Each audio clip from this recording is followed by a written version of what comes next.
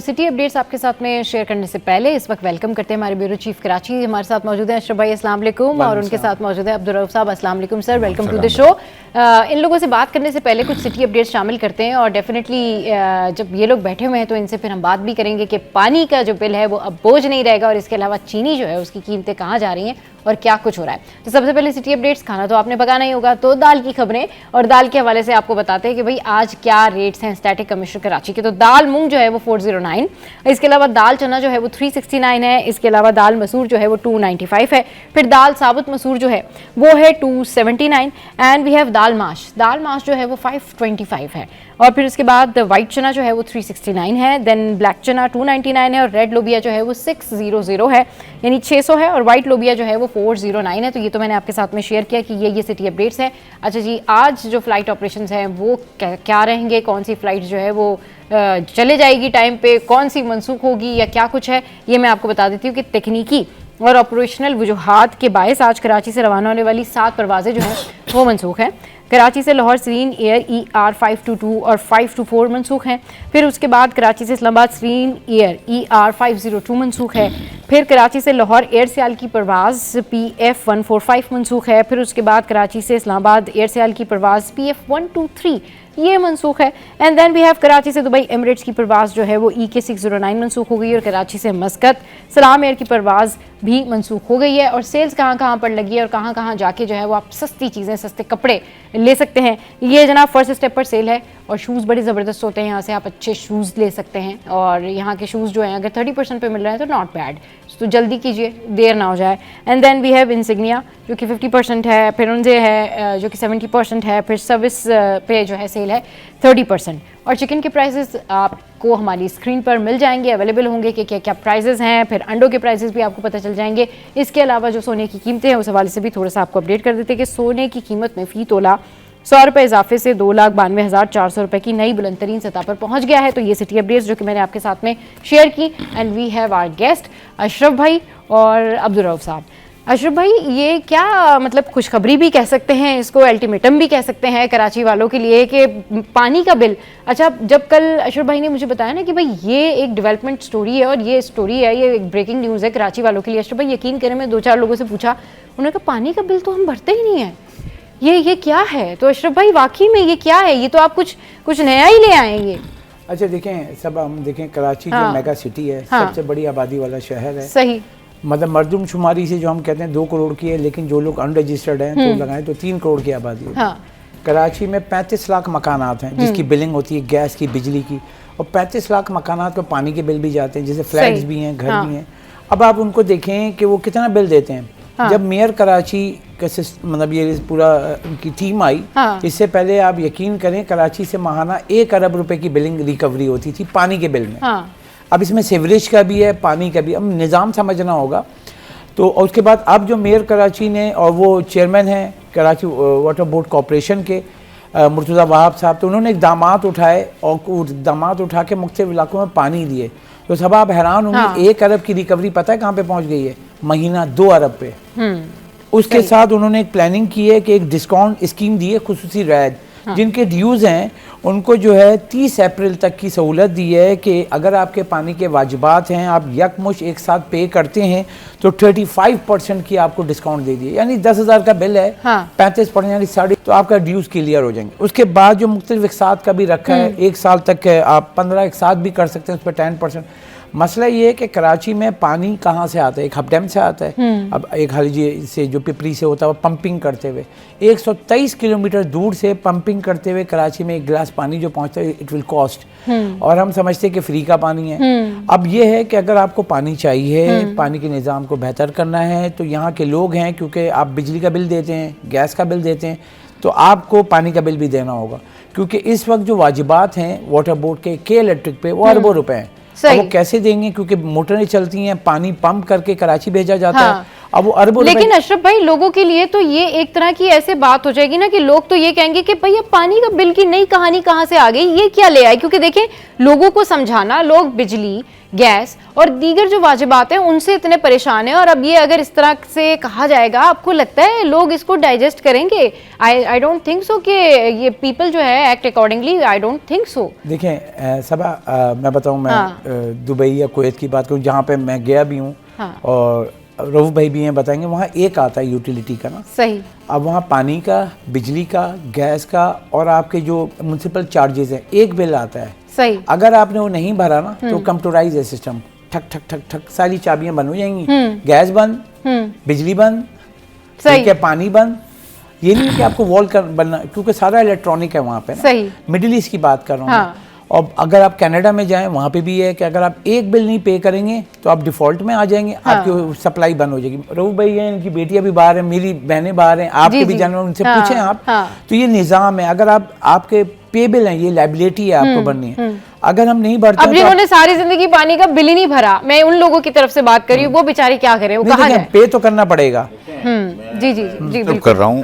नहीं बिल्कुल आप देखें, बात समझने की ये है कि पूरे वर्ल्ड में जो हमारी कंट्रीज हैं वहाँ ये लागू होता है कि पानी का बिल, बिजली का बिल, गैस का बिल एक साथ देना है। इसमें से एक भी डिफॉल्ट हुआ तो पानी भी रुक जाएगा, बिजली भी रुक जाएगी, गैस भी रुक जाएगी। अगर गवर्नमेंट इकदाम उठाना चाहे, जैसे मुर्तज़ा वहाब ने डिस्काउंट भी दिया है 35% अगर आप पेमेंट कर दें, अब यहाँ पानी के बिल भरने को तैयार नहीं है और शिकायतें हमारे पास ये आती हैं कि पानी नहीं है। ये भाई आप बिल नहीं देंगे, ये पंपिंग स्टेशन कहाँ से चलेंगे, के इलेक्ट्रिक कहाँ से अफोर्ड करेगी, ये तो हमें देखना पड़ेगा। सही। हमको अगर उसको पानी नहीं मिलता है तो वो यही है कि 1 अरब पे 2 अरब की रिकवरी पे हम पहुंच चुके हैं। अगर हम इसको डिजिटलाइज कर दें कि बिजली का बिल भी इसी पे मुंसलिक होगा, पानी का भी, और सेवरेज लाइन जितने भी हैं, 1 विंडो ऑपरेशन, सही, तो ये इम्प्लीमेंट हो सकता है। सही। अच्छा, ये कह रहे कि 1 विंडो ऑपरेशन है, लेकिन मेरा जो पॉइंट है ना, मैं जो बात कर रही हूँ, मतलब अवाम की, आप मुझे, मैं अवाम हूँ, अब मैं आपसे सवाल कर रही हूँ कि अशरफ भाई, मैंने तो कभी सारी जिंदगी पानी का बिल नहीं भरा, मेरे तो प्रॉब्लम है, ये प्रॉब्लम है, वो प्रॉब्लम है, अब मैं क्या करूं? और अगर वो पानी की लाइन काटते तो ये तो मेरे पे नया बोझ डल रहा है। देखिए, एक आम आवाम ना आपको ऐसे ही सवाल करके पूछेगी। जैसे फील्ड में समझ जाते हैं तो उनको भी वो यही बोलते हैं, पानी तो आता नहीं है। और हम तो, मैंने कहा कि भाई देखें, 1 दिन, 2 दिन, 3 दिन, कराची में 7 इजला हैं, कोई एक इजला दिखाएं, अल्लाह माफ़ करे जो लोग बातें करते हैं ना। देखें, कराची शहर मेगा सिटी है, और आप ये बताएं, कोई आपने आज तक खबर दी हमने कि कोई प्यासा मर गया है? सही। अल्लाह ना करे। नहीं, बिल्कुल नहीं। ठीक है, कभी नहीं ऐसा हुआ। मसला ये पानी है, सही, पानी मिलता भी है, मगर हमारा रोना खत्म नहीं होता है। सही। अब मैं बताऊं कि मुर्तज़ा वहाब हमारे कोई रिश्तेदार नहीं, मगर एक हमारे जो मतलब चेयरमैन उसके भी लगे हैं और मेयर कराची भी लगे, लेकिन जो अब जो काम हो रहा है ना, वो नजर आ रहा है, और जो आप देख रहे हैं उसको आपको बताना भी चाहिए। क्योंकि जो चीजें हैं उनकी आपके सामने, मतलब मैं तो कैलकुलेशन पे जाऊंगा ना। 6 महीने पहले 1 अरब की रिकवरी थी, अब 2 अरब पे पहुंच गई। आसान बात नहीं है, जहां आप 1 अरब पानी का महीना बिल रिकवर कर रहे थे, 2 अरब पे पहुंच गए। इट विल कॉस्ट, उन्होंने कहा है कि 3.5 अरब रुपए का भाई वो पानी देते हैं, और रिकवरी क्या हो रही है अब 2 अरब, यानी अभी भी 1.5 अरब का नुकसान होता है। नुकसान। अच्छा, ये जो भी हुकूमत चला है, हमारे सिंध गवर्नमेंट भी चला रही है, मुर्तज़ा वहाब भी चला, ये कोशिश ये कर रहे हैं कि कम से कम रिकवरी तो पूरी हो, कोई नुकसान में तो ना जाए हम। सही। जब हम हर जगह पे नुकसान करेंगे तो कौन सी हुकूमत चलेगी? जिले हुकूमत या हम सिंध हुकूमत चला सकती है? ये नहीं चला सकेगी। हमें अपने आप में शऊर लाना पड़ेगा। पानी का, बिजली का पानी का बिल ही नहीं भरना, तो फिर पानी की क्यों तमन्ना कर रहे हैं? सही। अच्छा, अब ये बताएं कि बिल तो इन दी एंड क्या करें जी, बिल तो आप लोगों ने भरना है। चले पूछ लेते कि जिन्होंने बिल नहीं भरे हैं उनके लिए क्या रियायत है, डेडलाइन क्या है, कब तक जमा करा सकते हैं, क्या नहीं करा सकते? क्योंकि इसमें इशू ये है कि इन दी एंड अभी आपने कुछ भी कहना है, सियासतदानों को कुछ भी कहना है, बट यू हैव टू पे योर बिल, उसके बाद ही पानी मिलेगा। अच्छा, इसकी डिटेल्स जो है वो जानते हैं, लेकिन यहाँ पर जो है वक्त हुआ एक ब्रेक का। ब्रेक के बाद जब वापस आते हैं तो फिर अशरफ भाई से इसकी मजीद डिटेल जानेंगे। स्टे विद अस।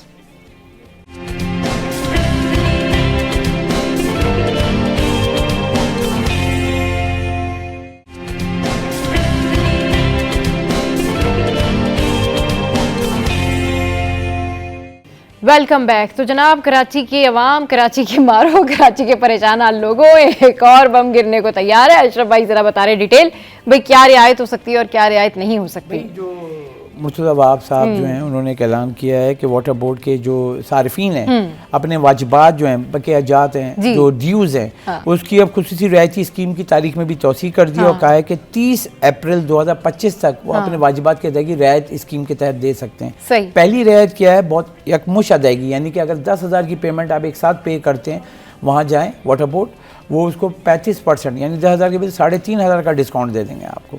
तो आपको 6,500 रुपये पे करना है, आप क्लियर हो जाएंगे ड्यूज। उसके अलावा जो छोटे मतलब जो जिनके कम बिल हैं उनको 6 एक साथ की 25% है, 9 एक साथ पे 20% है, 12 एक साथ अगर आप तो उसमें 15% है, और 15 एक साथ कराते हैं, यानी कि मैं अभी एक साथ नहीं दे सकता, तो 15 एक साथ करा लें 10% डिस्काउंट, यानी कि 10,000 रुपये आपके ड्यूज हैं पुराने मिला के, उस पर आपको 15 एक साथ भी कर देंगे, यानी 15 किस्तों में देना है, और 10% डिस्काउंट यानी 1,000 रुपये का उस पर डिस्काउंट मिल जाएगा। यानी 9,000 को 15 महीने पर डिवाइड कर देंगे, पर मंथ आपको कितना आएगा, 600, 700, 800 रुपये। अब मेन ये कि देखें, ये सिस्टम जो है वो पानी जो है वाटर बोर्ड बेचने मतलब कितने का दे रहा है आपको, 3.5 अरब रुपए का।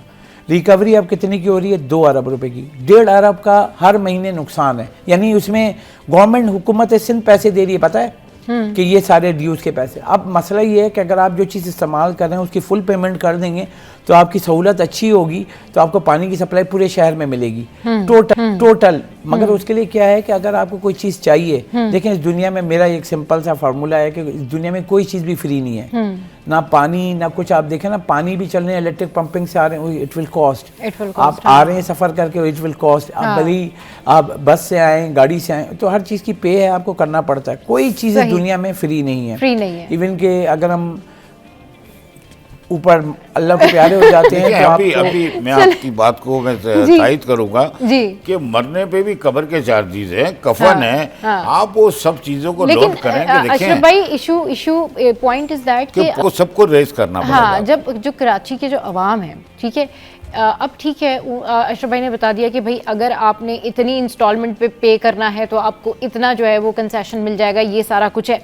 तो अब ये बताएं कि इन दी एंड अगर कोई ये कहता है जी मैं बिल नहीं भरूंगा पानी का, और हमारे एरिया में तो पानी वैसे भी नहीं आता, हम तो वैसे ही परेशान हैं, हम तो वैसी परेशानी से जो है वो पानी पी रहे हैं, तो मैं क्यों बिल भरूं? इसका क्या जवाब है, फिर क्या किया जाएगा? वो सार्फिन ठीक कहते हैं, क्योंकि उनको बस मेरा उस पर एक सवाल कि जब जाता हूँ मैंने कहा आप ये बताएं कि इस इलाके में, मैं नॉर्थ कराची की बात करता हूँ, या बिल्कुल आप गुंजान आबादी में चले जाएं, वो जो बोलते हैं आप भी जाते हैं, देखें खुदा ना खासा ऐसी बातें बोलना कि कोई ये वो मुल्क तो नहीं है ना कि पानी का कहद आया हुआ है। हाँ। अगर देखना साउथ अफ्रीका में देखें, बिना प्यास के कैसे लोगों की हालत होती है, सही, पानी बिल्कुल, नहीं मिलता है, थर में जाके देखें, ठीक है। तो यहाँ पे एक अल्लाह की एक नेमत मिली हुई है, और वो नेमत का शुक्र अदा, हर चीज़ की शुक्र अदा करना चाहिए। मेन ये कि अगर हर वक्त शिकायत करें ना, तो आप अमेरिका में भी रहेंगे, जो तरक्की याफ्ता मुल्क है उसमें भी आप रोते रहेंगे।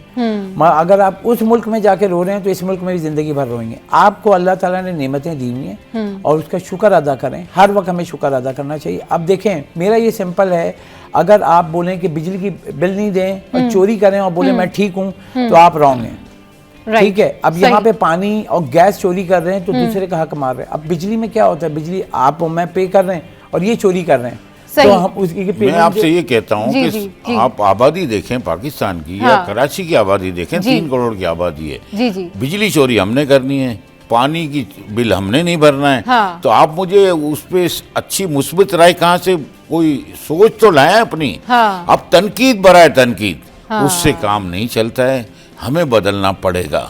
सही जी, अभी यही बात हो रही है कि बदलना पड़ेगा और पानी का बिल पे करें आसानी के साथ। 30 अप्रैल इसकी जो है वो डेडलाइन है।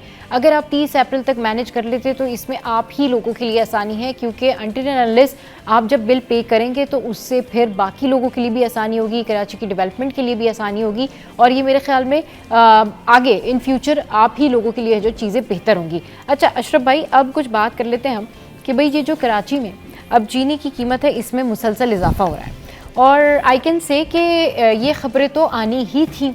अब अशरफ भाई इसकी इनसाइड स्टोरी बताएंगे कि ये ख़बरें क्यों आनी थी, क्योंकि मुझे बीइंग अ कराचीआइट ऐसा लगता है क्योंकि रमज़ान की आमद है, और अभी तो चीनी की कीमतों के बारे में बात हो रही है, फिर हम आटा, घी, तेल, सब चीज़ों के बारे में बात करेंगे कि जी प्राइसेस बढ़ गए हैं, चीज़ें नायाब हो गई हैं, सप्लाई जो है वो डिमांड ज़्यादा हो गई है, सप्लाई कम हो गई है। अशरफ भाई मुझे ना ये समझ नहीं आता कि ये रमज़ान की आमद के साथ सारी लॉजिक्स जो है ना कीमतों की और सारे मसले, सारे ग्रॉसरी के मसले क्यों निकल आते हैं। ये बस शुरू हुआ है शबान, इसके बाद ये शोर शुरू हो गया जी कीमतें आसमान से बातें करिए। इनसाइड स्टोरी है क्या, लेकिन शुरुआत यहाँ चीनी से हुई है। मैं एक्सपेक्ट करी थी पहले आटा बढ़ेगा। देखें आपके जो अगर हम सिस्टम की बात करें, ये मुल्क माशाल्लाह हम मुस्लिम कंट्री हैं, हाँ सारे मुसलमान हैं, हाँ। हाजी भी हैं, उम्रा करने वाले भी जी हैं। जी। तो मतलब अल्लाह का खौफ खत्म हो गया ना, हाँ। सारे माफिया हैं बैठे हुए। रऊफ साहब इन्हीं के बाजार में लोग चीनी होल्ड कर लेते हैं, ठीक है, जो आड़ती हैं वो होल्ड करके अपनी मनमानी कीमतें करते हैं और हम इनको पकड़ते हैं, सही। ये बताते हैं कि ये सारी चीज। अब मेन ये देखें ना कि चीनी 125 पे होल्ड हो रही थी, सही, आहिस्ता आहिस्ता बढ़ते हुए अभी क्या है मार्केट में, वो रऊफ साहब बताएंगे। हाँ। 150 अगर आपकी पहुंच गई है, हाँ। दुकानदार अपना खर्चा कर, यानी 150 की होलसेल में मिल रही है 1 किलो, हाँ दुकान 160 रुपए की। अब रऊफ साहब ने एक और शोशा हाँ, छोड़ दिया हाँ। कि 180 रुपए जाएगी। अब मसला क्या अरे है, सर, ये क्या एक्सपोर्ट भी आपने- कर रहे हैं हाँ, हाँ। आप एक्सपोर्ट भी कर रहे हैं, और उसके बाद क्या होगा, रमजान आएगा तो कहने अब इम्पोर्ट करो। मतलब हमारे जो फार्मूला है ना, हाँ। बहुत ही मल्टीप्लाई बाय, क्योंकि हर किसी को कमाना है। सही। मैंने एक आटे पे किया था, हाँ। मतलब कैसे काकड़ साहब ने हाँ। किया था, बहुत जबरदस्त काम, मैं उनको सलूट करता हूँ। मैं भी सलूट ठीक करता है, हूँ। अब हमने काकड़ खबर साहब की, मैं रऊफ भाई के पीछे गया, मैं मार्केट में गया, सब जगह खुद जाके सर्वे जी, किया। जी। यानी कि जब आटा, मतलब गंदम की बात करूं, गंदम की प्राइस रखी इन्होंने 100 रुपए की 1 किलो गंदम, ठीक है। और जो मार्केट में ब्लैक होके पता है कितने का, 150 रुपए की गंदम, सिर्फ गंदम, आटा नहीं, अच्छा। आटे का। उसमें अरबों में नहीं खरबों में गेम हुई थी, अच्छा, यानी सही। लूटा गया लोगों की जेबों से। हाँ हाँ अब आप प्राइस फिक्स कर देते हैं। सपोर्ट प्राइस का एक टाइम था हाँ कि 2200 रुपये मन था, उसको 4000 रुपये मन कर दिया गया। यानी ऐसा लूटा गया नहीं तो कि सर, जिस तरह से अभी अशरफ भाई कह रहे हैं कि आप ही की मार्केट में वहाँ लोग जो है वो इस तरह से पूरे माफिया बने हुए हैं, और ये क्या क्या चल क्या रहा है सर, ये क्यों नहीं आप लोग इसके ऊपर बात को समझें।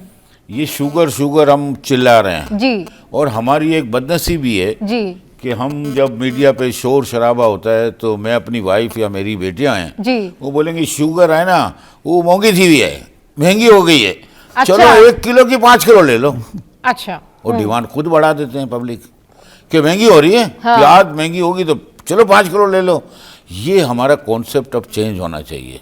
सही। हमें जितनी ज़रूरत है उतना ही मंगाना चाहिए।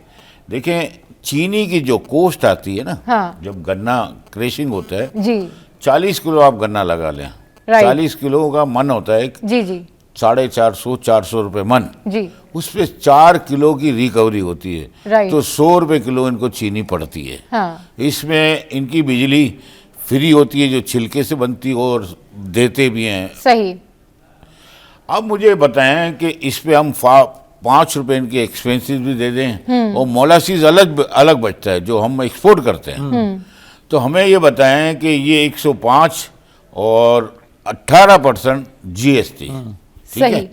105-18 कितने हुए, जिसमें वो सारा मोलासीज वगैरह इनको प्रॉफिट में दे दिया जाए। जी जी यानी 10 रुपए किलो उनको प्रॉफिट दिया है शुगर मिल को। हाँ, जब भी ये चीनी 115-20 रुपए से ऊपर नहीं बिकनी चाहिए, नहीं बिकनी चाहिए। अशरफ भाई, अब क्योंकि एक तो इम्पैक्ट बढ़ गया ना रमज़ान, ये तो साइकोलॉजिकल इफेक्ट है कि रमज़ान आगे तो फिर सब चीज़ों की कीमतें बढ़ा दो। दूसरा ये कि इसके क्रैकडाउन के लिए, इसके रोकथाम के लिए जो प्राइसेस हाई होती है, कोई तो फिर वही बात आ जाती है कि हुकूमत की तरफ से एक आएगा कि जी सब्सिडी दे रहे हैं, ये दे रहे हैं, वो दे रहे हैं। ये इस तरह कब तक चलता रहेगा? लोग अपने तौर पे खुद ही क्यों नहीं मैनेज कर लेते? नहीं देखें, जैसे हाँ। हम डिस्कस कर रहे थे, आपको मैंने बताया, मैं अपना घर लेता हूँ। हाँ। मेरे घर में 5 फैमिली मेंबर हैं। सही। अब मेरे घर में हम एक दफ़ा ही लेते हैं 5 किलो चीनी। अब यकीन नहीं करेंगे, सही। 2 महीने चलती है। अच्छा। अब मुझे बताएं, आप भी घर में जाएं तो आप आटा रोटी ज़्यादा खाती हैं, चीनी ज़्यादा खाती हैं? इट विल कॉज, अभी मैंने चीनी ली है, इसमें 1.5 चम्मच चीनी डाली है। मैं सही। रोज़ अगर खाऊं हाँ 30 दिन, सही। और मतलब चीनी डाल के 1.5 हाँ, चम्मच, हाँ, 1 कप चाय में, इतने बड़े में, सही। तो आप कितना आएगा पता है आपको? मतलब 1 किलो भी नहीं बनेगी। 1.5 चम्मच डालूंगा। हाँ। तो आप पर कैपिटा रेशियो कहलाता है, यानी पर सही। बंदा जो है इसके आटा या सबसे ज्यादा कॉस्ट आती है आटे की। आटे की बिल्कुल सही कह सेकंड रहे हैं। कॉस्ट आती है हाँ, आपकी बिल्कुल, चावल की। चीनी सही। तो है ही नहीं ना। चीनी तो हाँ। देखें, चीनी जो हम यहाँ चीखते हैं ना, मैं बहुत दफ़ा किया मीडिया में, हमारे सारे जो दोस्त हैं और वो कि बहुत बड़ा मसला हो गया घर में, अब मर जाएंगे लोग चीनी नहीं खा के। मेरे घर में मैं बता रहा हूँ कि 2 महीने में 5 किलो चीनी इस्तेमाल, सबके घर में आप देख रहे हैं। बिल्कुल सही मगर ये चीनी की, ये बैठे हुए रऊफ साहब ये भी बताएंगे आपकी कहाँ यूज होती है इंडस्ट्री में। रमजान आ रहा है, शरबत, कोल्ड ड्रिंक, जूसेस, ये सब। तो आपका 85% चीनी जो है, देखें 82 शुगर मिल है इस मुल्क में, राइट। 82 चाहिए कितनी, 60 सब ने बना ली शुगर मिल। तो 82 शुगर मिल्स हैं, वो 60 लाख मेट्रिक टन चीनी निकालते हैं। डिमांड कितनी है, 50 लाख। 10 लाख टन जो है आपकी सरप्लस चीनी है, वो हम एक्सपोर्ट करने जाते हैं, और जब हम ज्यादा कर देते हैं फिर क्या करते हैं, हम इंपोर्ट करते हैं। तो ये जो सिस्टम है ना हमारा, पूरा साइकिल, ये सिर्फ कमाई का धंधा बना हुआ है, ठीक है। और ये चाहते हैं कि सिर्फ हम कमाएं और लोगों को मार दें। सही। अब आप बाहर चीनी भेजेंगे तो आप क्या समझती है कि जो 170 रुपए की चीनी जाएगी, वो आप भाई आप उसकी क्वालिटी पे पूरे नहीं उतरते हैं। आपकी क्वालिटी की चेक होता है, और ये बैठे हुए ये बताएंगे 10 इदारे हैं जो चेक करते हैं सही आपकी क्वालिटी। क्योंकि आप जो चीनी में जो प्रोसेस करते हैं, वो चीनी जाके चेक होती है। ऐसी नहीं होती हम जाके दुकान से लेकर आए, वो चीनी को बाद कंज्यूमर के, इसमें तो केमिकल सब कुछ प्रोसेस होता है।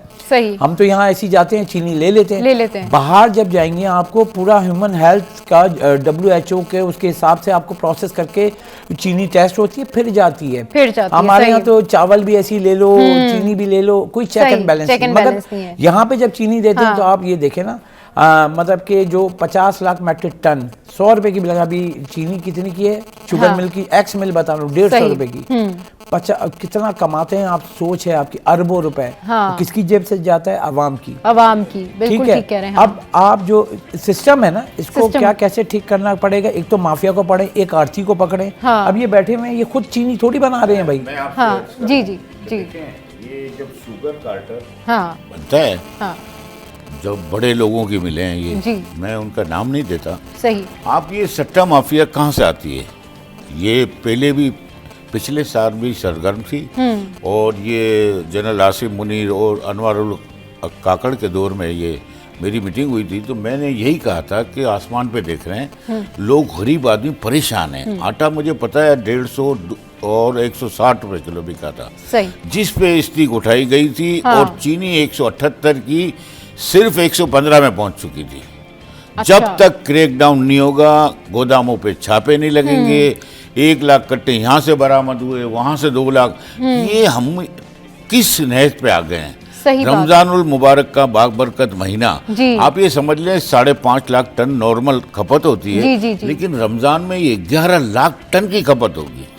क्योंकि मशरूबात आप ये घर की नहीं, लवाजमात तो आप ये अभी दस्तरखान पे एक मीठा तो बनेगा ही रमजान में, खासकर। बाकी नॉर्मल डे में तो ये चाय वाली बात उन्होंने अशरफ साहब ने कही, वो बिल्कुल फैक्ट है। लेकिन हमारे मशरूबात यानी बिस्किट, टॉफी सब देखें आप, तो असल चीनी की जो डिमांड होती है वो वहीं होती है।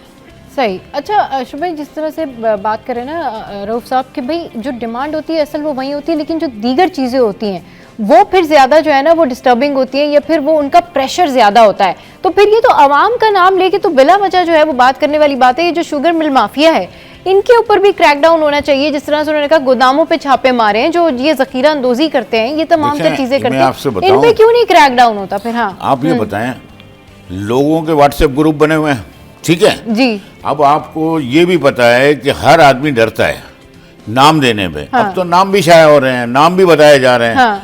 मुझे बताएं कि एजेंसीज कहाँ हैं, वो हाथ क्यों नहीं डालती? वजीर आजम पाकिस्तान, वजीर खजाना, वजीर दाखिला, उनको देखना चाहिए कि ये क्रैकडाउन लाजमी है, और ये 115 पे चीनी वापस आ जाएगी। आप इकदाम तो उठाएं। सही। अशरफ भाई, इकदाम क्यों नहीं उठाते? क्या हो गया, क्या मसला है? चीनी 115 पे वो तो कह रहे वापस आ जाएगी अगर अच्छे तरीके से इकदाम ठीक कह रहे हैं। देखिए कॉस्टिंग अभी आपकी कोई ऐसा चीनी की शॉर्टफॉल नहीं है। जैसे कि मैं बार बार कह रहा हूँ कि ये माफिया है जो कि इसको होल्ड करके लेके जा रहा है, और डिमांड आ रही है क्योंकि उनको पता है रमजान है। रमजान आगे वाहिद मुल्क है माजरत के साथ पाकिस्तान, जहाँ इतनी माफिया है, ये बीच के जो आरती कहते हैं, हम जाके इनको पकड़ते हैं, दुकानदार को बोलते हो आरती होल्ड करते हैं, ये माल मांगते हैं, भाई माल दो ऑर्डर आ रहा होता है, इनको तो माल बेचना है। वो आरती होल्ड करके आटा हो, मतलब यानी गंदुम होल्ड करेगा, वो चीनी होल्ड करेगा, दालें होल्ड करेगा। आप यकीन करें, अभी आपने रेट दिया ना, आप होलसेल का रेट पूछें और दुकान का रेट पूछें, दाल की बात कर रहा हूँ, आप हैरान हो जाएंगे, 100 रुपए किलो कमा रहे हैं दुकानदार। मतलब मैं आपको डिस्टर्ब कर रहा हूँ अपने, देखिए, आप ये भी सोचें कि अभी जो फ्लक्चुएशन हुई है ऊपर नीचे, जी जी, तो आपको पता है कि 8 अरब से 10 अरब रुपए महानगर टीका लग गया है, और अगर ये 11 लाख टन पे जाएगा जी, तो आप समझ लें 16 अरब और 8 अरब। क्या पाकिस्तान को कोई नजर नहीं आ रहा? हम ये कहते हैं कि इम्प्लीमेंट के इदारे बहुत अच्छे हैं, वजीर आजम साहब भी हमारे बहुत अच्छे हैं और एक्टिव हैं जी, और उनको मेरा ख्याल है अब एक्शन उठाना पड़ेगा। बिल्कुल ठीक कह रहे हैं जी। अब सबको एक्शन उठाना पड़ेगा, क्योंकि एक तो महीना है रमजान मुबारक का, और दूसरा फिर इस तरह से ज़ख़ीरा अंदोज़ी, शुगर मिल माफिया की मनमानियाँ, फिर ये गोदामों के ऊपर जो माल रखा हुआ था इसके ऊपर क्रैकडाउन ज़रूर करना चाहिए। बहुत शुक्रिया अशरफ भाई, बहुत शुक्रिया अब्दुल रऊफ साहब, इस वक्त हमारे शो में मौजूद थे। शो में यहाँ वक्त एक ब्रेक के बाद जब वापस आएंगे तो फिर दी के टॉप स्टोरीज पर डिस्कशन करेंगे। Stay with us, keep watching city at 10।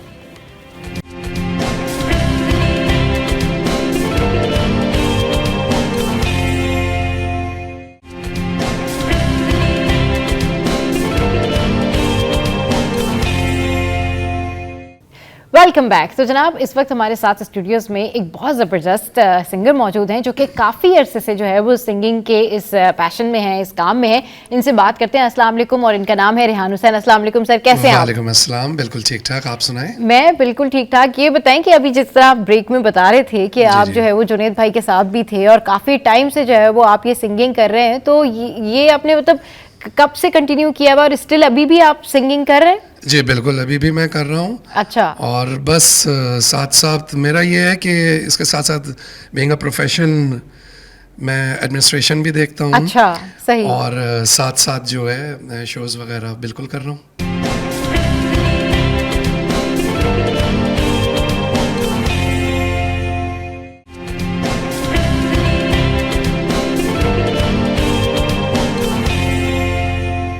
तो जनाब, हम बात कर रहे हैं मकबूजा जम्मू कश्मीर की। आज है 5 फ़रवरी, और जिस तरह से आपने इस पैकेज में भी देखा कि अगर यहाँ अमन कायम हो जाए, अगर कश्मीरियों को उनके हुकूक मिल जाएं, अगर वहाँ पर जुल्म सितम ख़त्म हो जाए, अगर वहाँ पर जो ज़्यादतियाँ की जा रही वो ख़त्म हो जाएं, अगर वहाँ पर उन लोगों को बुनियादी सहूलियात मिल जाए, मगर ये अगर मगर कब तक? क्योंकि मोदी सरकार, उसकी हठधर्मी बरकरार है और मज़ीद पाबंदियाँ बढ़ती जा रही हैं कश्मीरियों के ऊपर।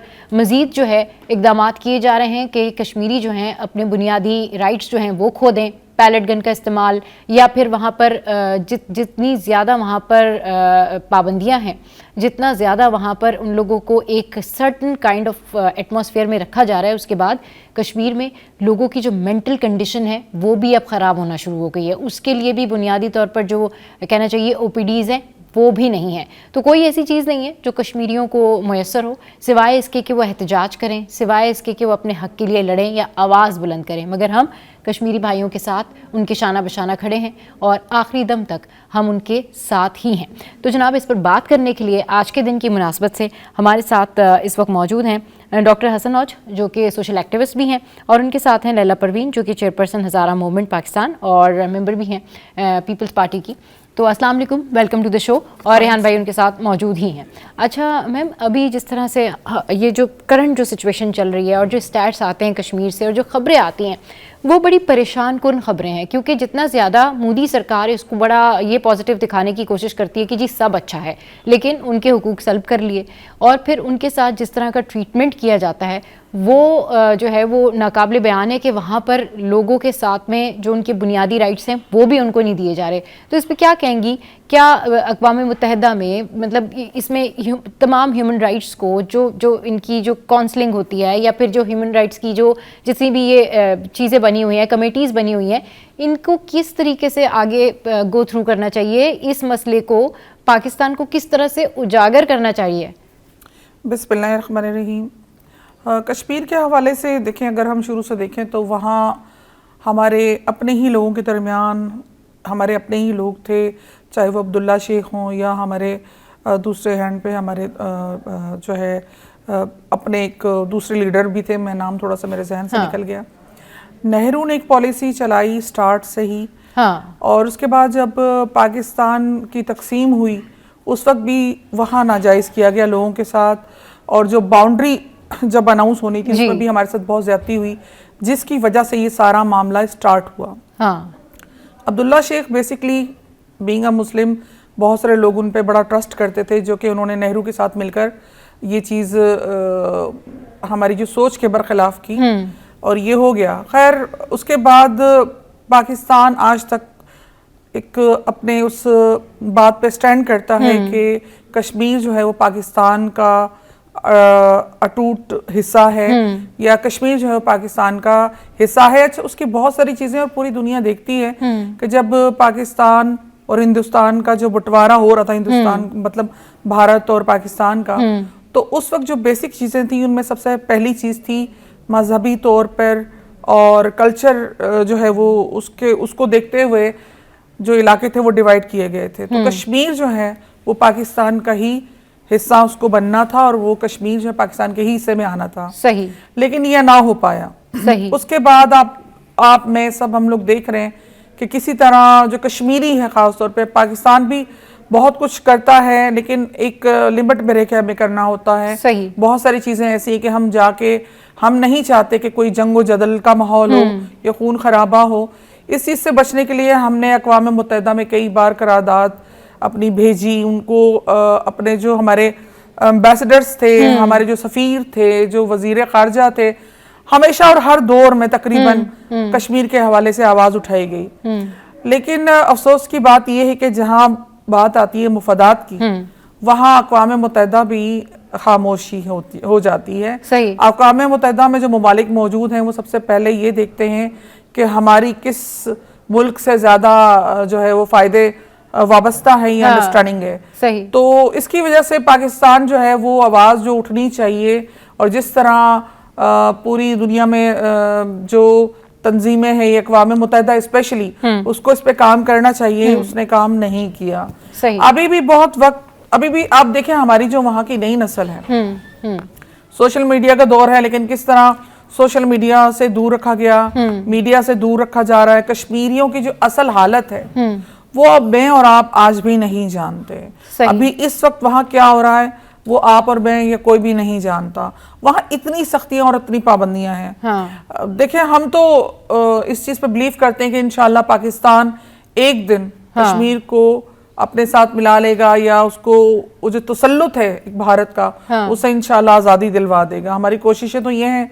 बाकी मैं ये समझती हूँ कि हमें इतनी आवाज़ उठानी चाहिए सोशल मीडिया पे खास तौर पे, ताकि अक़वाम मुत्तहिदा और इस तरह दूसरे ममालिक जो हैं वो भी हमारे साथ आके खड़े हों, ताकि और जब तक मैं समझती हूँ कि पाकिस्तान मजीद मजबूत नहीं होता तब तक वो ममालिक जो हैं वो थोड़े गुरेजा हैं। ठीक है। अच्छा हसन, आप हमारे साथ मौजूद हैं।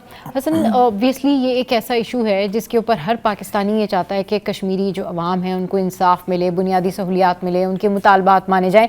लेकिन जो ग्राउंड रियलिटी है वो बड़ी, कहना चाहिए कि ना, खौफनाक रियलिटी है। उसमें यही चीज़ें सामने आती हैं कि भाई कश्मीरियों के साथ जो कुछ भी हो रहा है उसके बारे में चीज़ें सामने तो आती हैं, लेकिन इस तरह वोकल होकर बात नहीं की जाती। कॉन्फ्रेंसेस भी होती हैं, फिर अक़वाम मुत्तहिदा में भी इस हवाले से बातचीत होती है, मगर कोई कंक्लूजन नहीं निकल पाता, या किसी भी तरह से मोदी सरकार जो है वो अपने इरादों से पीछे नहीं हटती, बल्कि दिन ब दिन अब तो वहाँ पर जो लोग हैं वो मेंटल डिजीज़ का शिकार हो जाते हैं। हमने स्टैट्स भी नाज़रीन के साथ में शेयर किए थे अपने इससे पहले कि वहाँ पर ये हालात है कि जो इलाज के लिए जो डिस्पेंसरीज या क्लिनिक्स है ना वो भी नहीं है। तो ये क्या आप क्या कमेंट करेंगे, क्या समझते हैं आज के दिन की मुनासबत से, क्या कहना चाहेंगे आप?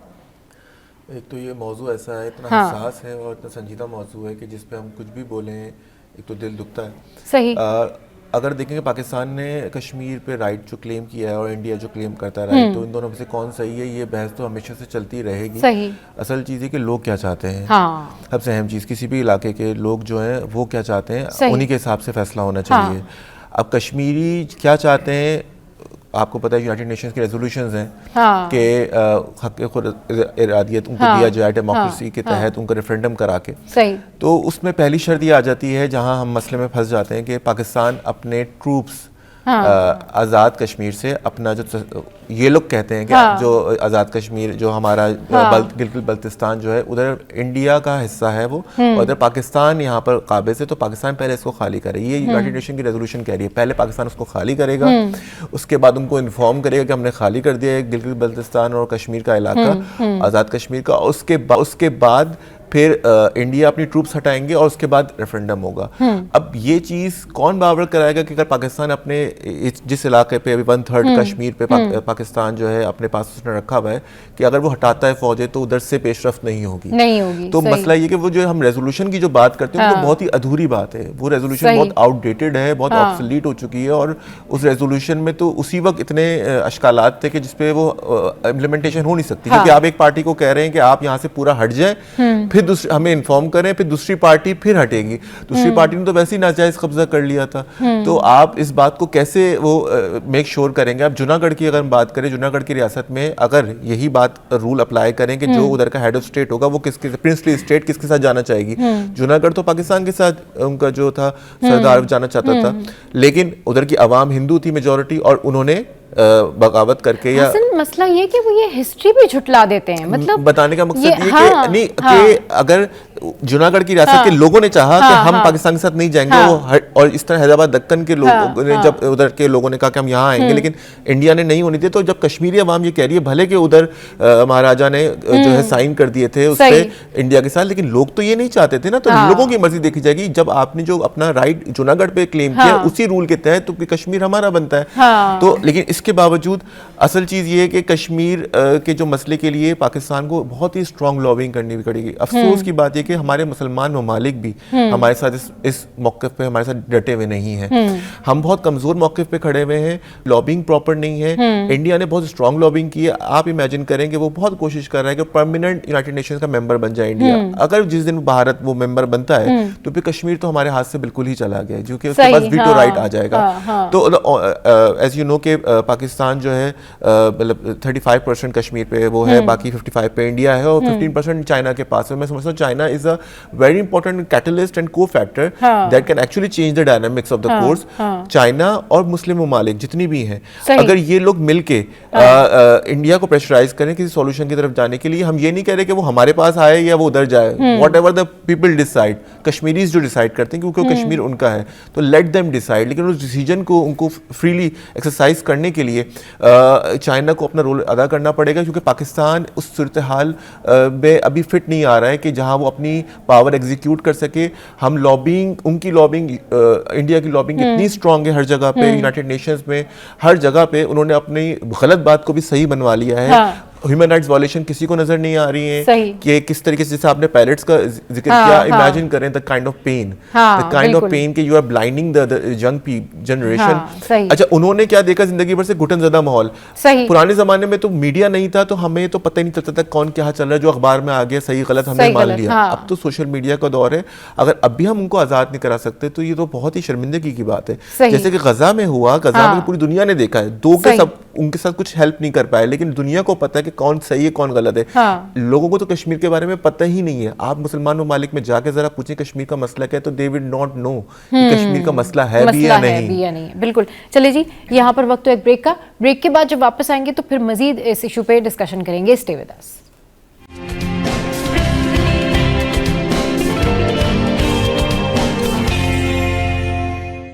Welcome back. तो आज है 5 फैब और कश्मीर से रिलेटेड, मकबूजा जम्मू कश्मीर से रिलेटेड इस वक्त हम गुफ्तगू कर रहे हैं। मैम हमारे साथ मौजूद हैं। क्या कहना चाहेंगी कि किस तरीके से मज़ीद जो है वो एग्जीक्यूट किया जाए इस मामले को, क्या आवाज़ उठाई जाए, कौन कौन से प्लेटफॉर्म जो हैं वो यूज़ किए जा सकते हैं?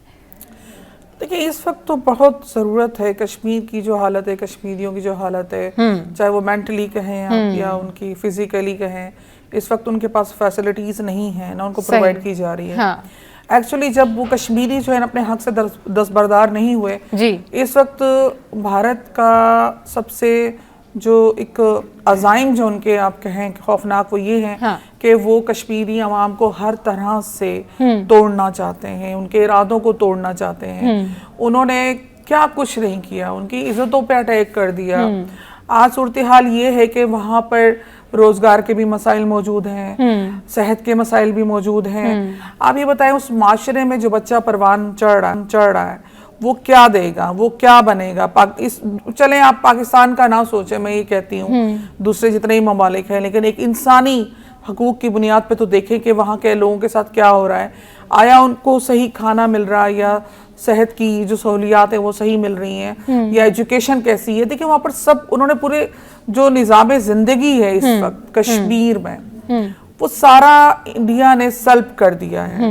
वो मोहताज करना चाहते हैं, वो उनको इतना मजबूर और बेबस करना चाहते हैं कि जिस तरह फिर इंडिया बोले उसी तरह वो बात करें। लेकिन अल्हम्दुलिल्लाह चूंकि कश्मीर में मुसलमानों की तादाद एक अक्सरियत में है, तो वहाँ लोग ये मानने के लिए तैयार नहीं हैं। वो आप वहाँ जाएंगे तो आप हैरान होंगे, हम तो आज़ाद पाकिस्तान में बैठे हुए हैं, हमें इनकी पाकिस्तान की शायद वो चीज़ें, वो फीलिंग इतनी ज़्यादा नहीं आती। जो कश्मीरियों के पास अगर आप जाएं, वो जिस तरह तड़पते हैं, जिस तरह वो एक ख्वाहिश करते हैं, और कई नस्लें उनकी चली गई इस ख्वाहिश में, 2 नस्लें तो चली गई कि वो ये सोचते थे कि हम किस दिन हमारा जो है वो पाकिस्तान के साथ, हम पाकिस्तान का हिस्सा बनेंगे, ये पाकिस्तान के साथ हम मर्ज होंगे। क्योंकि पाकिस्तान देखिए सबसे बड़ी बात है, कश्मीरी कौन है। अब मैं बींगा हजारेवाल, हमारा जो हजारा है और कश्मीरी, हमारी लैंग्वेज, हमारा कल्चर बहुत एक दूसरे से मैच करता है।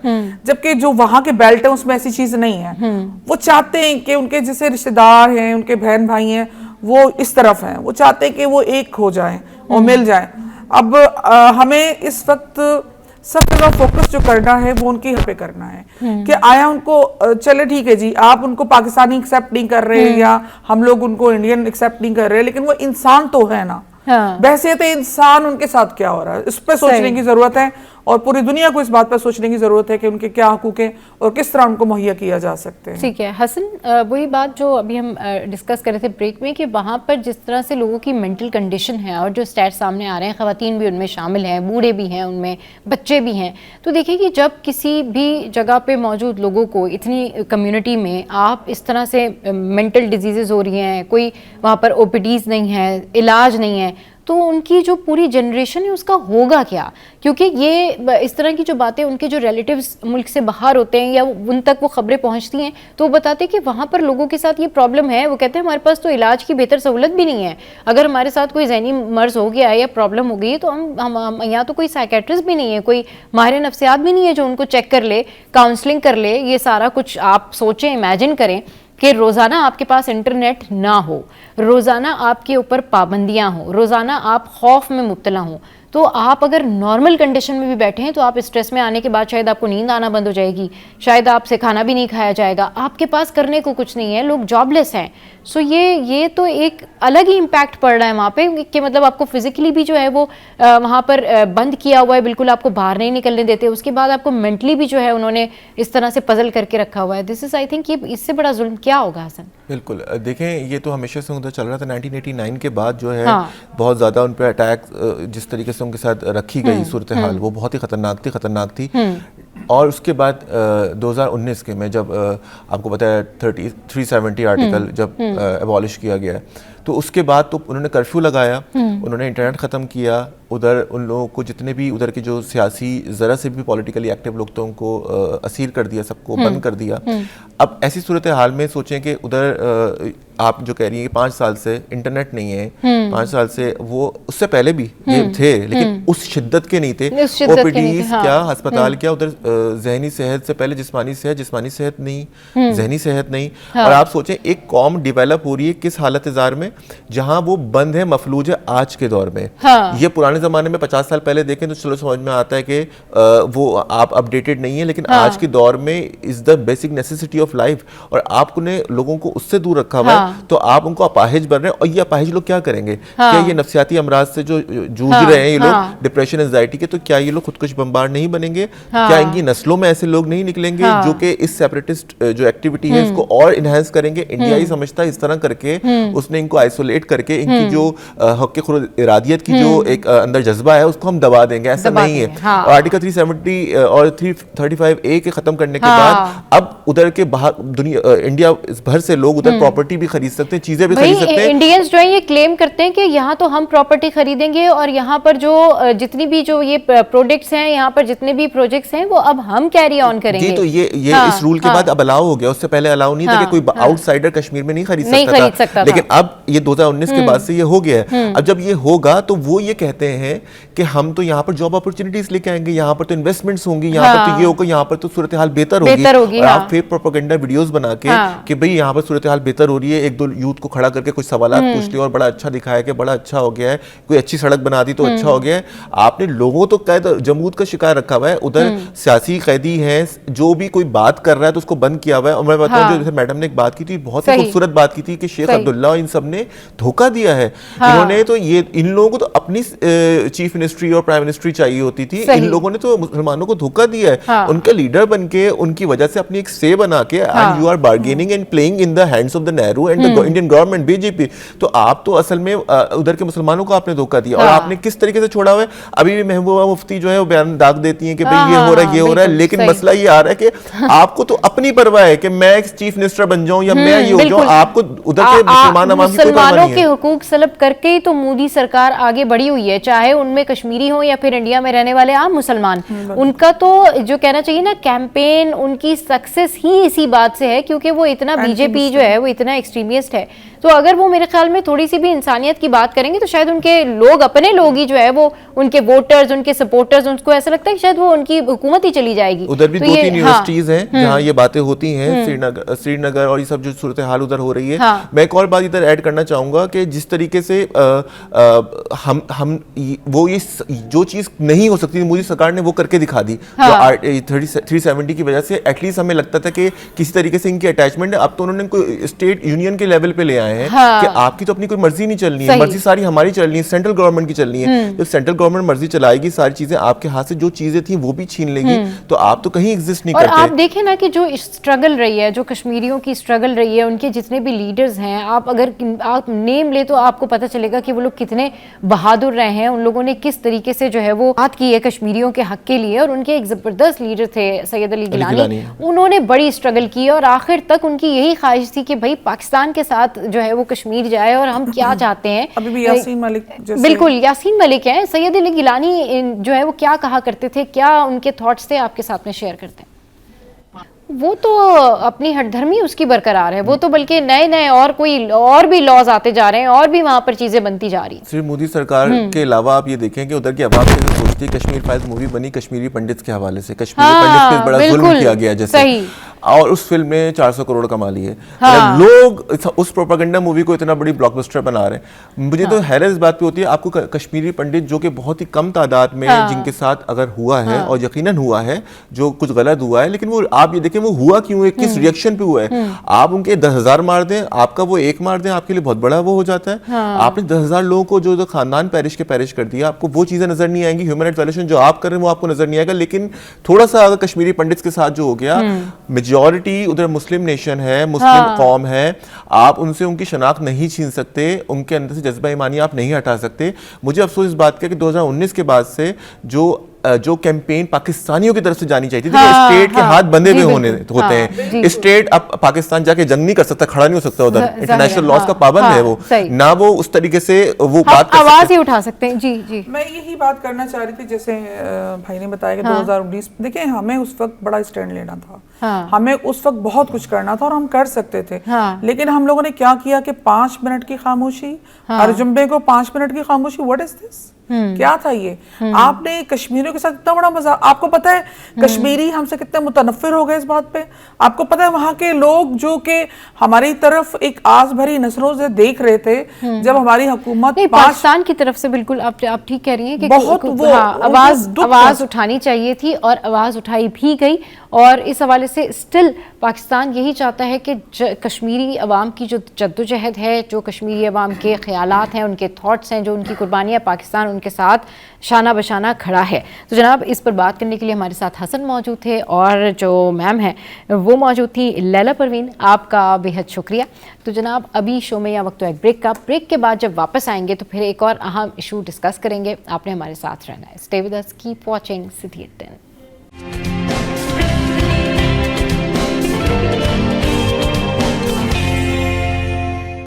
सॉन्ग गाया है। अच्छा जनाब, इस पर बात करने के लिए हमारे साथ मौजूद है मैच मेकर सबीन, और इनसे आज हम बात करने लगे हैं एक ऐसे टॉपिक पे जो कि है कंफ्यूजिंग लेकिन है हर घर की बात, और ये है कि भाई मंगनी करें, निकाह करें या फिर डायरेक्ट शादी कर दें। मतलब वो कौन से रिश्ते होते हैं जो देर पा चलते हैं, मजबूती से चलते हैं, क्योंकि जब मंगनी करते हैं तो मंगनियाँ टूट जाती हैं और फिर पता नहीं कोई बहस हो जाती है, लड़के लड़की में बहस हो जाती है, घर वालों में बहस हो जाती है। चले निकाह जो होता है वो फिर भी इस तरह होता है कि वो सस्टेनेबल होता है, वो चल जाता है, लेकिन फिर शादी के बाद प्रॉब्लम हो जाती है। इसके ऊपर जरा बात करते हैं, भाई ये है क्या, मतलब करना क्या चाहिए? सबसे पहले तो welcome to the show. Thank you Taveen. हाँ, अच्छा जी, करना क्या चाहिए? दरअसल बात यह है कि अगर आप इस माइंडसेट को लेके चलते हैं, हाँ, किड्स होके मंगनी कर लेते हैं, कोई इशू नहीं है, कल को कुछ हुआ तो मंगनी को खत्म कर देंगे। तो अब ये वाली एक मंगनी की एक अगर हैसियत रह गई है तो मैं सिर्फ ये बताऊंगी कि ये कोई क्राइटेरिया नहीं है जजमेंट का कि आप रिश्ता खत्म कर दें, रिश्ता कैसा निकले, कैसे। हाँ, शादी भी होती है, खत्म हो जाती है, और अगर आप अपने रिलेटिव्स में भी करते हैं, उनको आप जानते हैं, लेकिन वहाँ भी शादियां खत्म हो जाती हैं। रिलेटिव्स को ना अगर जानते भी हैं सभी, तो बात तो वही आ जाती है कि बाद में वही रिलेटिव्स कुछ और भी निकल आते हैं ना। ऐसा नहीं, आप मैक्सिमम कितना जानेंगे रिलेटिव्स को? आप यही जानेंगे कि यार ये मैक्सिमम ये कर सकते हैं। अब वो टाइम खत्म हो गया, अब जो है ना it's all about personal interest. अब जिसका जो इंटरेस्ट है वो इस हिसाब से रिश्ते निभाता है। अब वो टाइम चला गया कि जी ये फलाना मेरे फुप्पी का बेटा है तो बेटी है तो ये नहीं कर सकती या वो नहीं कर सकती, ये शायद अब सब लोग सब कुछ कर सकते हैं just because of their personal interest. उनका जहाँ पर्सनल इंटरेस्ट आता है ना, वो किसी की नहीं सुनते। तो ये मेरे ख्याल में ये तमाम तर चीज़ें होती हैं। दूसरी बात ये है कि अब ये होता है कि ये एक ना खेल सा बनता जा रहा है कि भाई ठीक है, उनको कोई लड़का पसंद आया, उन्होंने लड़की पसंद आई, उन्होंने कहा ऐसा करते बात तय कर लेते। पहले होगी जी बात तय, फिर हो गई जी मंगनी। अब मंगनी हो गई तो अगर उनको लगता है कि जी सारी चीज़ें ठीक से जा रही हैं तो निकाह की तरफ बात बढ़ जाती है। वरना आप खुद मैच मेकर हैं, आपको खुद पता होगा कि लोग रिश्ता जैसे आप रिश्ता बताती होंगी, फौरन लोग कहते होंगे बड़ा अच्छा रिश्ता है, कर लो, बात तो तय कर लो, बाद में देखा जाएगा। तो ये क्या, जरा थोड़ा इसके ऊपर बात करें ना कि ये क्या है। आती है हमारे पास, उसमें होता यही है कि अच्छा हमारा असल में एक जो सिस्टम है पूरा वर्किंग का, उसमें होता यही कि रिश्ता डन हुआ, हमारी फीस आप हमें दीजिए। अब जब यहाँ तक बात आती है ना तो फिर वो कहते नहीं हमने अभी बात पक्की की है, इट्स मीन कि अभी हमारा कोई इरादा नहीं है कि रिश्ता चले या नहीं चले। तो वहां से लोगों का माइंडसेट पता चलता है कि वो जस्ट एक चेक करने के लिए उन्होंने बात पक्की की, एक होल्ड पे कराया इस रिश्ते को कि चलो ठीक है हम आगे चल के देखेंगे कि ये आगे हमारे साथ ये रिश्ता लॉन्ग टर्म में चल सकता है या नहीं चल सकता। सही। अच्छा, एक तो मंगनी का सिलसिला होता है कि मंगनी में लोग करते हैं, जैसे अब्रॉड के रिश्ते होते हैं तो उसमें निकाह जरूरी होता है डॉक्यूमेंटेशन के लिए। सही। तो लोग निकाह का भी जो है वो कर लेते हैं यहाँ तक, और उसमें उनकी यही एक चीज होती है कि हम 1-1.5 साल देखेंगे, अगर हो गया सारी चीजें तो इट्स ओके, अदरवाइज हम निकाह खत्म कर देंगे। सही। तो मतलब रिश्तों को ना एक तरह का लोगों ने खेल बना लिया है कि जैसे कोई अच्छा रिश्ता आएगा तो फौरन से कहेंगे ओके हम कर लेते हैं, मंगनी कर लेते हैं और देखा जाएगा। मंगनी तो तोड़ देंगे, मंगनी का क्या है भाई, कमिटमेंट इज कमिटमेंट। ऐसा नहीं होता कि ये कोई खेल नहीं होता कि आपने कोई अच्छा लड़का या अच्छी लड़की देखी, फौरन पिक किया और मंगनी कर ली और उसके बाद फिर आपको लगा नहीं यहाँ बात बन सकती है, ये हमारा इंटरेस्ट है, ये नहीं है, और उसके बाद फिर आपने जो है वो मंगनी तोड़ दी या फिर आपने आगे बात बढ़ा ली। ये कैसे आप इस सिचुएशन से निपटती हैं? क्योंकि आपके पास तो मैच मेकिंग में भी बड़े लोग आते होंगे और आप जैसी रिश्ता बताती होंगी तो लोग कहते होंगे अरे भाई पहली फुर्सत में ये रिश्ता करना। नहीं ऐसा होता है, और लोग 1 दफा या 2 दफा की विजिट में भी वो कहते हैं कि चलें जी ठीक है ओके, हम उनको कहते हैं कि थोड़ा सा टाइम लीजिए। अच्छा। जो हमारा अपना एक्सपीरियंस होता है, हम चीज़ों को देख रहे होते हैं, हम उस लिहाज से फैमिलीज की काउंसलिंग करते हैं। हम कहते हैं कि कम से कम एक फेस्टिवल, ईद या बकरीद, कम से कम उतना टाइम होना चाहिए, ड्यूरेशन टाइम आपके किसी भी रिश्ते के लिए, कि आप देख लें तमाम चीज़ें कि कंपैटिबल हैं भी आप फैमिली वाइज एक दूसरे के लिए, नहीं है। लड़का लड़की की अंडरस्टैंडिंग एक अलग चीज़ होती है, फैमिली टू फैमिली अंडरस्टैंडिंग एक अलग चीज़ होती है। तो थोड़ा सा हम इस चीज़ को लेके चलते हैं कि रिश्ता अगर बना है तो वो बना ही रहे, ये वाली चीज ना हो, क्योंकि आजकल हो गया है फैमिलीज में कि देखेंगे इट्स ओके, नहीं समझ आया तो मूव ऑन कर लेंगे। पहले एक जमाने में था कि बातचीत कितने सारे सेलिब्रिटीज ऐसे होते हैं जो कि जल्दबाजी में इनिशिएटिव ले लेते हैं और आप सुनते होंगे कि जी वो साथ में जो है वो एक दूसरे को डेट भी कर रहे हैं, मूव ऑन भी कर रहे हैं, साथ साथ जो है खाने पीने जा रहे हैं, उनकी पिक्चर्स भी आ रही हैं, फिर मंगनी भी हो गई है, फिर शादी भी हो गई है, फिर सडन समझ में आता है जी कंपैटिबिलिटी नहीं थी, इस बारे में तो हम बात नहीं कर सकते, सॉरी नो कमेंट्स। और फिर ठीक है, हर किसी का पर्सनल इशू पर्सनली होता है, वो नहीं कोई किसी को कुछ कहना चाहता ना कहे, बट समहाउ रिश्तों को खेल ना बनाए। ये जो आम परसेप्शन हो गया है ना अब कि भाई ठीक है पहले मिलके देखते हैं, बात करके देखते हैं, मंगनी शंगनी कर लेते हैं, घूमते फिरते हैं, बातें करते हैं, मेंटल कंपैटिबिलिटी हुई तो ठीक है, नहीं तो मतलब मूव ऑन कर तो ये कितनी दफा आप कर सकते हैं? इससे तो आपकी अपनी एनर्जी भी जारी है, क्लास भी जारी है, तो इसका क्या हल क्या है, क्या करना क्या चाहिए? भाई डायरेक्ट ही निकाह कर लें ताकि मसला ही खत्म हो जाए ये सारा। अच्छा, मैं फिर वही बात कहूंगी कि जजमेंट का इस चीज में कोई क्राइटेरिया नहीं है कि आप किस चीज पे लेके जज करें। अगर आप फैमिली में भी देख रहे होते हैं तो बहुत अच्छी अंडरस्टैंडिंग होती है, सब कुछ होता है। शादी के बाद चीजें चेंज होती हैं, जब रिश्ता बदलता है तो ऑब्वियसली चीजें भी चेंज होती हैं, और एक्सपेक्टेशन लेवल बहुत हाई कर दिया है हमारे सोशल मीडिया ने। सही, आजकल जो हम चीजें देख रहे हैं तो उसमें कि लड़की की एक्सपेक्टेशन बहुत है, लड़के की बहुत है, तो ये चीजें मैटर करती हैं।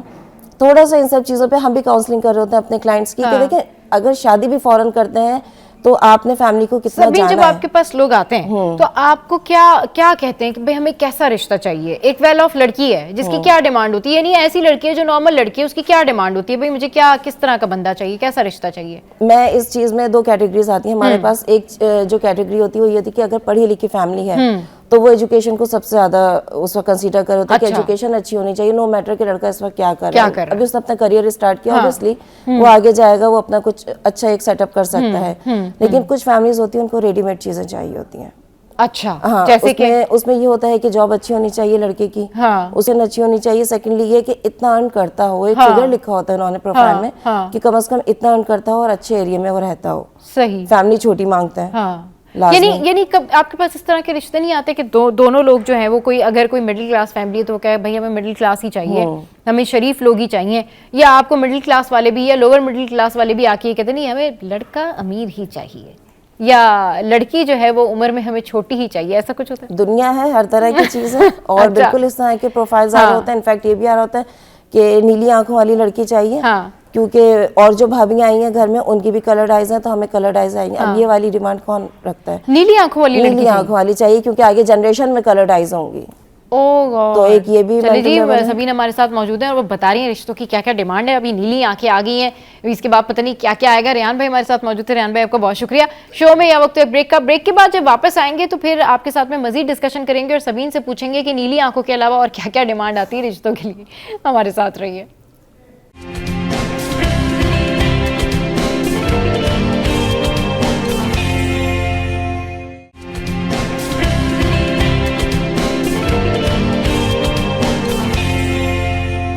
Welcome back. तो जनाब मिसेज अली ने हमें ज्वाइन किया है और Mrs Ali welcome to the show. कैसी हैं आप? ठीक ठाक? अल्हम्दुलिल्लाह। अच्छा जी, आज का टॉपिक तो आपको पता ही है, तो जल्दी से बस आप बताइए, हमारे साथ में शेयर कीजिए कि भाई क्या परफेक्ट रहता है, मंगनी शादी या फिर मंगनी निकाह या फिर डायरेक्ट शादी कर ले बंदा? हाँ। नहीं, मंगनी फिर निकाह फिर शादी, प्रोसेस ऐसे ही हो, लेकिन it depends on the time of duration कि आप जो मंगनी को 2 साल तक खींच देते हैं या 12 महीने तक ले जाते हैं, वहां पे क्लैशेस आ जाते हैं तो बहुत ज्यादा। 12 महीने में पता लग जाता है ना कि लड़का जो है वो कंपैटिबल है या नहीं है, भाई उसके पास तो कंजूस तो नहीं है, कहीं पैसे वैसे खर्च कर सकता है या नहीं कर सकता है, बाकी चीजों का भी पता लग जाता है। 12 महीने या 24 महीने इंतजार करने की जरूरत नहीं है, वो आपको चंद आधे दिनों में ही या महीनों में ही अंदाजा हो जाता है। वो इतना ड्यूरेशन खींच देते हैं मंगनी का, वो जो एक्साइटमेंट और फैंटेसी होती है वो सब खत्म हो जाती है। इंटरेस्ट कपल्स का आपस में खत्म हो जाता है और फिर वो एक दूसरे को बोर्ड लगना शुरू हो जाते हैं और छोटी छोटी बातें बुरी लगनी शुरू हो जाती है और मंगनी वहीं पे खत्म हो जाती है। सही।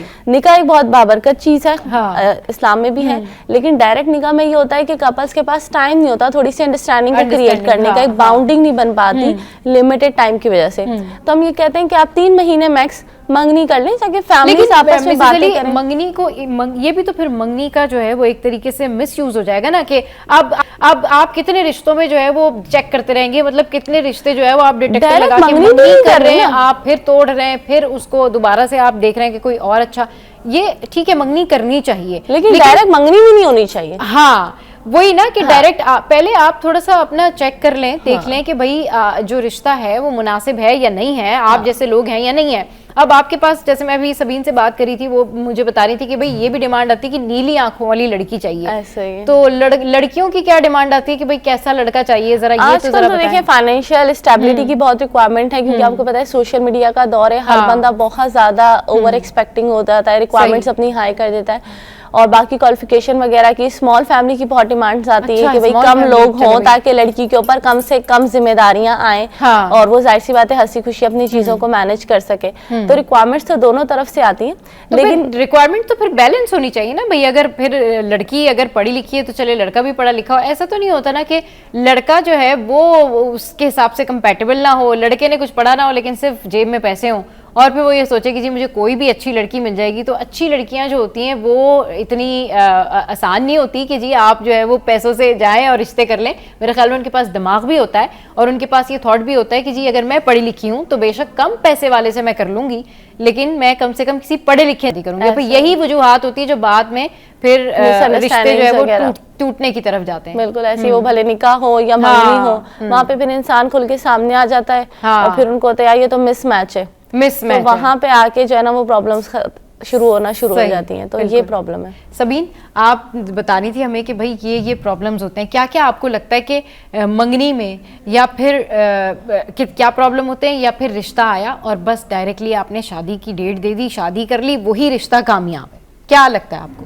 इसमें यही चीज़ सबसे ज़्यादा बेहतर होती है। देखिए हम लोग थोड़ा सा अपने क्लाइंट को इस चीज़ को लेके अवेयर कर रहे होते हैं कि थोड़ा सा आप टाइम दीजिए और पूरी तरह से आप इन लोगों को वेरीफाई करिए कि फैमिली किस तरह की है, जिस तरह की आप चाहते हैं। जो उन्होंने बताया है क्या वही तमाम चीज़ें रियलिटी में है भी उनकी लाइफ में या नहीं है। तो इन सब चीज़ों को देखते हुए लिंगर ऑन नहीं करना चाहिए आपको, फौरी तौर पे फिर निकाह या शादी की तरफ चले जाना चाहिए। अच्छा, शादी की तरफ तो चले जाएं लोग, लेकिन इशू ये है कि शादी की तरफ कैसे जाएं, वो सोचें, वो ख्यालात और वो जो डिमांड जो है वो तो पीछे नहीं छोड़ रही। अब ख्यालात ये है कि अच्छा जी ठीक है लड़की अच्छी है, ओके ठीक है पढ़ी लिखी है, बाद में जॉब भी कर लेगी, अच्छा ठीक है इसकी फैमिली छोटी है, ज़्यादा प्रॉब्लम नहीं होगी। अभी मेरे प्रोड्यूसर ने मुझे बताया कि कुछ ऐसे भी लोग होते हैं जो लड़कियां देख के ये अज्यूम कर रहे होते हैं कहीं ये बाद में मोटी तो नहीं हो जाएगी।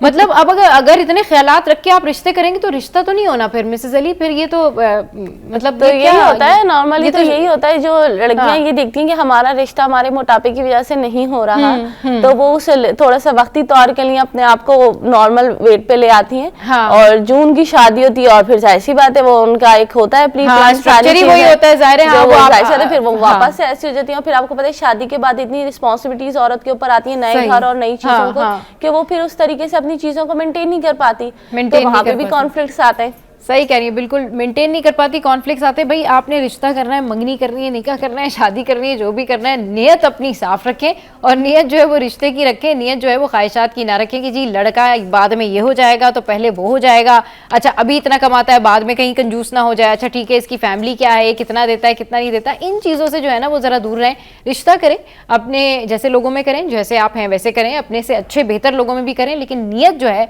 उसको साफ रखें, क्योंकि इन दी एंड ये तो किस्मतों के खेल होते हैं। मंगनी करें तो भी वो बहुत अच्छी चल सकती है और टूट सकती है, और इसी तरह से शादियों का भी यही हाल है। तो एक दूसरे के साथ कंपैटिबल रहें, ख्वाहिशात को कम करें और इंसानियत को बढ़ाएं। बहुत शुक्रिया सबीन और बहुत शुक्रिया मिसेस अली। तो आज शो से फ़िलहाल इतना ही। इस शो का फीडबैक ज़रूर दीजिएगा, बताइएगा कि आज के शो से आपको कौन सी चीज़ें जो है बहुत ज़्यादा पसंद आई, क्योंकि आपका फीडबैक हमें मिलता है और हमें बड़ी खुशी होती है कि आप बहुत ज़्यादा अप्रिशिएट करते हैं। हंसते रहिए, मुस्कुराते रहिए और देखते रहिए सिटी एट 10।